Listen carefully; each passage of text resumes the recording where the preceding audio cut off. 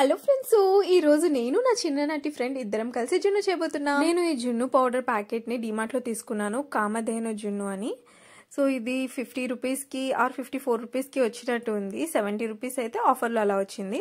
So పచ్చిపాలు తీసుకోవాలి, 1/2 litre పచ్చిపాలు తీసుకొని అందులో కొంచెం బెల్లం తురుముకొని వేసుకున్నాము.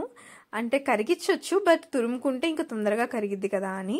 అందులో యాలకులు, నల్ల మిరియాలు వేసుకొని దంచుకొని కలిపేసుకుంటూ ఉండాలి. మొత్తం కరిగిపోయిన తర్వాత ఇలా ఇడ్లీ పాత్రలో కొంచెం కింద బేస్గా ఏదైనా పెట్టుకో, స్టాండ్ లాంటిది, దానిపైన అలా గిన్నె పెట్టేసుకుంటే కొంచెం ఇడ్లీలానే దాని లోపల అలాగా ఆవిరి పడుతూ ఉండిద్ది. సో మనం మూత పెట్టేసుకొని అలా చూసుకుంటూ ఉండొచ్చు. స్పూన్తో ఇలా కదిలిస్తూ ఉంటే మనకు తెలిసిద్ది గట్టిగా అవుతుంది లేదు అనేది. 45 మినిట్స్ తర్వాత మేము దించేసాం ఇంకా.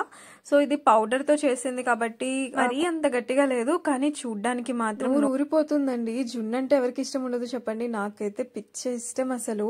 అలా వేడిగా ఉన్న జున్నుని 2 స్పూన్లు గిన్నెలో వేసుకొని అలాగా బెల్లం పాకం వేసుకొని తింటుంటే అబ్బబ్బా స్మూత్గా నోట్లో అలా వెళ్తుంటే ఉందండి, అదిరిపోయింది. టేస్ట్ అయితే సూపర్ ఉందండి, సూపర్ అంటే సూపర్.